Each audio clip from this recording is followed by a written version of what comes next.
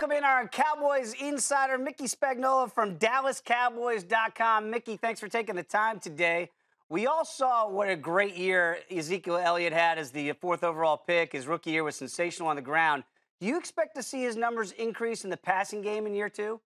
Well, they say that they would like to incorporate him a little bit more in the passing game. I think he caught like 30 passes.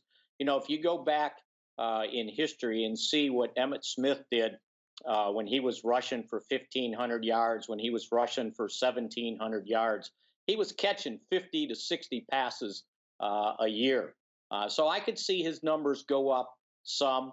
You know, they used Lance Dunbar a lot in their nickel offense. Now, he's not here anymore. I'm not sure they have that type of player. So I could see him catching another 20 passes or so. I don't think they have any ambition of cutting back on what he's able to do, on giving him opportunities with the ball. So he's pretty good in the open field. So if you can throw him those little swing passes, it creates another offensive weapon for the Cowboys. Mickey, we all know the turmoil and what's going to happen with Tony Romo. Is he coming back?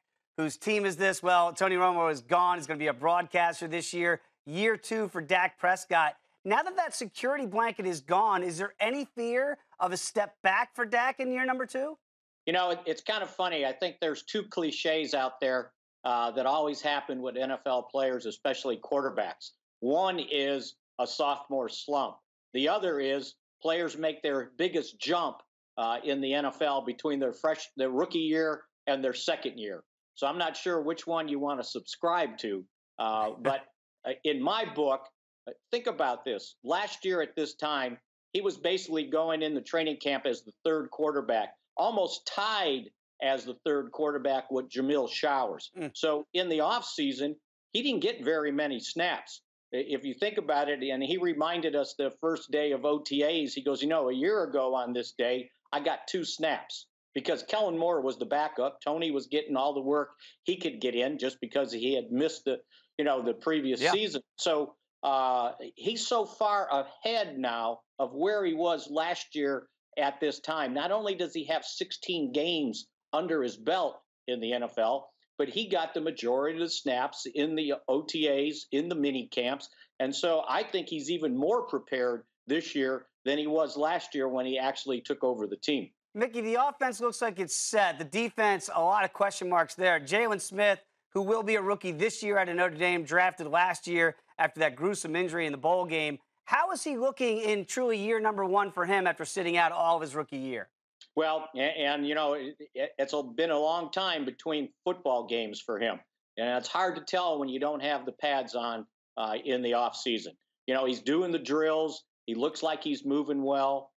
You can tell a little bit that he still has the drop foot in his left knee, causing the drop foot in his left foot. So that's still kind of unknown right now. What happens when he plays football? So is he running well? Yes, he is. Is he cutting well? Yes, he is. But playing football is not about doing drills. The steps aren't premeditated when you're on the field trying to make a tackle. So I just basically go back to what Rod Marinelli, the Cowboys defensive coordinator, had to say about Jaylon Smith. He goes, the pads are everything.